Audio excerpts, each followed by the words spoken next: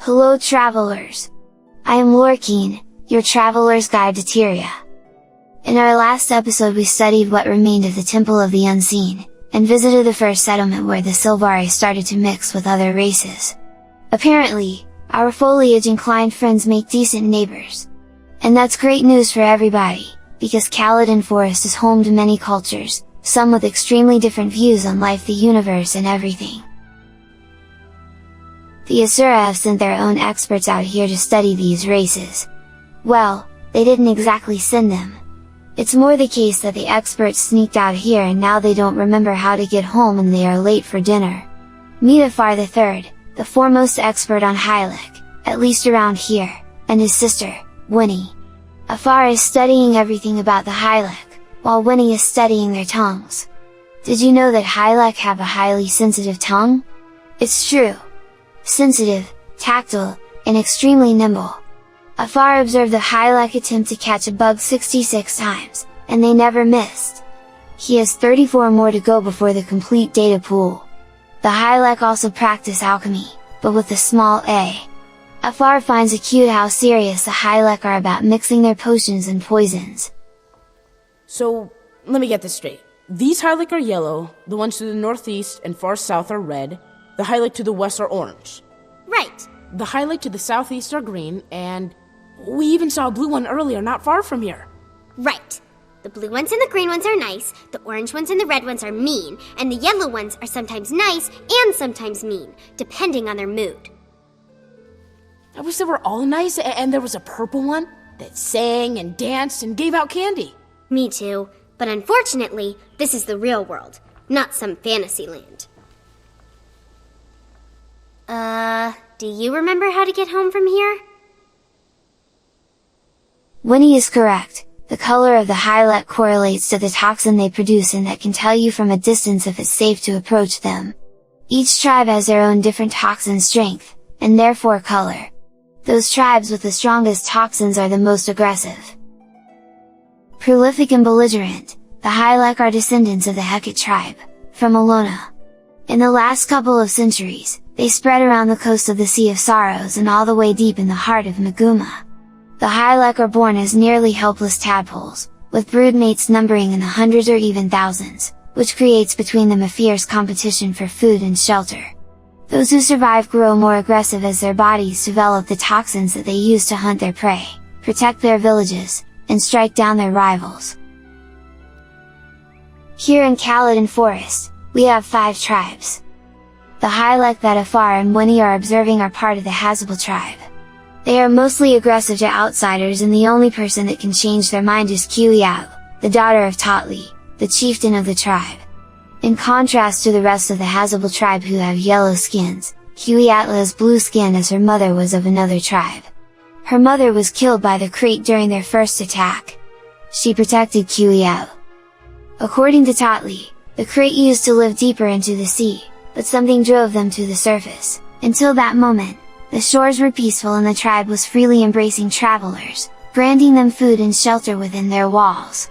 But during that first attack, while the tribe fought to protect everyone, the travelers waited until the Hylek guards were all but defeated, before fleeing out the back of the camp, leaving the young to be taken by Crate slavers. Much of Quaggans' family was kidnapped. That made her father, the chieftain, demand that the tribe close themselves off to outsiders. In his rage, Totli forgot that Quaggans is too a product of accepting outsiders. You can help the Quently defend the Hazupl grounds from the Crate, because if that fails, the Crates will take Quaggans prisoner, and she suffered enough as it is. Then you can prove your bravery by bringing her some Crate skins, so she can convince her father and her tribe that not all travelers are cowards, blind to the suffering of others. Only then will the tribe become friendly. Fine. Guards, allow the outsiders into the camp. But when their betrayal comes, Quaggans, it will be on your head. Yoal, the heart vendor, can sell you lemons, and Mike will offer a pot of Hylek poison take with you, if your arsenal needs some area of effect poison. He fought me back. Of course. I got the first hit in, solid club to the head. Well done. She's a cute little songstress. Voice like a dove. Another romance? Already? That's right. She changed my mind. North of the Quetzal Bay, there is another tribe, this time as red as it can be. There is no friendship that you can forge with the Morgatl tribe. The Silvari that live at the hamlet of Anwen have tried and failed. I don't see why the Hylek attack us. There is plenty of land for all to share, and they can have the land underwater all to themselves. We pose no threat. We don't always attack that which threatens us. Some also attack that which they simply do not understand. On the opposite side of the map, south of the swamp, we find another aggressive tribe, the Orange Dengatl. The Silvari interlopers must go.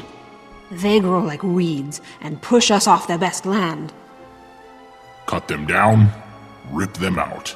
We were here first. This tribe hides a secret. It has something to do with the stone heads that you see caught between the roots, on the cliffs. Those could have been found in this part of the world for hundreds of years. In Guild Wars 1 you could have seen them decorating the Riven Earth Falls. The secret I am talking about is in the back of the village. Use one of the rocks that you find behind the chieftain to ring that gong, and the door will open to reveal a dark cave, full of veteran Hylek and even a champion. You can test your powers on them, or you can just stealth your way to the back of one of the rooms, past a wall that shoots poison darts, where you will find Itlaocol I'm assuming, and its puzzle. Scattered around the floor we find more blue balls. I mean tears of Itlaocol. I'm sorry, but this map just keeps on giving. There are 4 torches on the wall and you need to light them up in order to open the gate to the reward.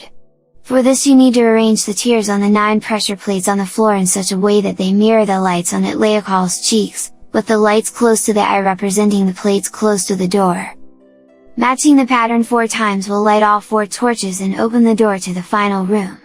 There we find a grand chest and Itlaocol's flower needed for kudzu, the legendary longbow, a bag of alchemy supplies which hold the recipe for vial of potent Hylek poison for the legendary pistol Hope, a raven on which you can spy for the legendary staff Nevermore.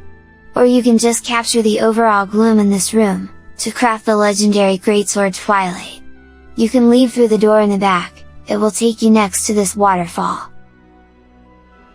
The next Hylek on our list are those of the Red Golotl tribe. We passed by them when we helped Caledon and Itlaocol collect spikerroot fruits. As the color of their skin shows, they are aggressive, but usually the Golotl are keeping to their own little settlement. The last tribe on the map and finally a green friendly one, is at Zopatl grounds. We find their village a bit east, behind Bridges Overlook, which we also visited a couple of episodes ago, link in the description. They have a bit of a drama with a Crate Witch, who disguised herself as a Hylek and kidnaps villagers. Like in any good story with witches, she has an inconspicuous little house in the forest. If you find this mysterious chest here unopened, it means the Wicked Witch kidnapped and imprisoned Potli. Even worse, the witch forced her to use her magic and transform her friends into animals. But not all is lost, as Palti's saliva is the key to salvation. Yes, she has the poison, and she has the remedy. If you decide to help her, she will give you some of her saliva. You can even consume it, if this is your thing. It gives you might, fury, protection and regeneration. It can also transform you into a random animal. Or, if you can help yourself, keep it and throw it at Potli's friends. You can tell them apart from the other animals by the fact they are the ones looking bewildered. You would feel the same if you were changed against your will. If handling saliva makes you hesitate, for future reference, know that bodily fluids are a key ingredient in all of Hylek's magic. After saving her friends, Potli will hurry to her village as she is sure the witch is still there, in disguise. And sure enough, if you use Potli's saliva again and throw it at the villager, you will find the witch. But this won't help the Hylek, since the witch has strong beliefs that if she can't have them for pets, she will simply destroy them. So better kill her as fast as you can. Especially if you are crafting the legendary Trident Kraken, as the witch will drop the Ventry Bay talisman for you. After all these events, Plally, one of the villagers who occasionally gets captured by the witch, will sell you a Hylek poison pot, which in turn gives you a sample of Hylek poison. She says Blop and Metrica wants this. Blop has no idea about any of this. There goes 16 coppers I'll never see again. The witch is not the only crate that attacks this village. At the Stormwreck Deeps, there is a whole group of them. Feel free to pay them a visit and teach them some manners. And if you impress Azupl, he will sell you a sun god's vial to craft Hope, the legendary pistol.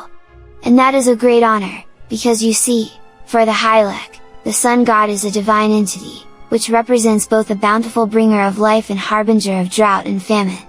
Although the Hylek are not always calling this god by a name, it is called Dengatl. The Hylek priests and shamans are responsible for reading the sun and the sky for weather patterns, and their predictions are vital for the prosperity of the tribe. Here, in Caledon Forest, the Hylek are honoring their deity by fighting 4 magnificent beasts, in 4 different arenas around Quetzal Bay, a crab named Mesli, a drake by the name of Shiocotl, a Moapiste and the jellyfish, Mission. You might think this is an easy thing to do, but if you want to participate in this meta event, you will have to fight the beasts on equal footing. It means you will be transformed into the corresponding animal. But defeating all 4 of them won't be enough to prove your worth to the Hylek. You have challenged and defeated the sun's great beasts, but you are not Hylek. I am the one true daughter of the sun. Come, face me, and I will show you true power. Golotl is the one who previously fought those great beasts, and since she is Hylek herself, she is considered the one true daughter of the sun. Fight her for the honor of being called the champion of the sun and the loot of the Hylek treasure. Just be careful, during this fight, Golotl will try to transform you into a random form of the previous 4 beasts. You might want to evade that. Why can't Crate be more like Sylvari? Quaggan likes Sylvari. Crates are mean and ugly. Sylvari are pretty cool. Pretty, yes, but very small. Quaggan worries about smooshing them by accident. After all that commotion, we will change the pace with a visit to another interesting race that shares the Quetzal Bay with the Hylek. Our final stop for today is at Soggorsort, a small Quaggans fishing village. Quaggan likes you very much. They too struggle with the presence of the crate that try to take them as slaves. So they wouldn't mind a bit of help too. But you know the Quaggans are very generous with their affection, so for your contribution to the well-being of the village, among other things, Fisher Ludap will sell you a Soggorsort friendship bracelet to craft Frenzy, the legendary harpoon gun. She also sells a mushroom soup recipe, in case you missed buying it from the foodies we helped a while ago.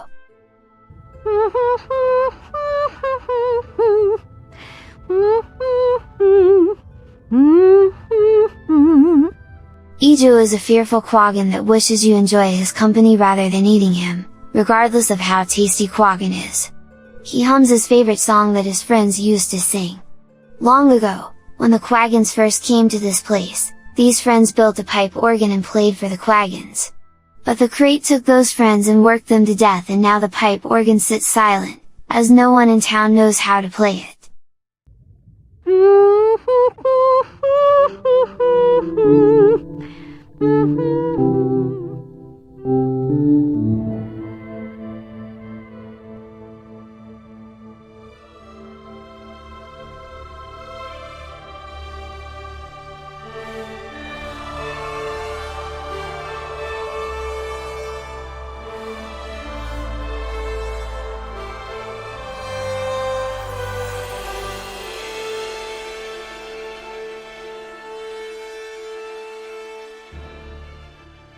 We will end our trip on this peaceful note. If you too are a melomaniac, play that like button and compose us a comment below. And while you're at it, strum the subscribe button and chime the notification bell, because next time we will visit some really spooky places and we'll need some company. But until then, happy exploring!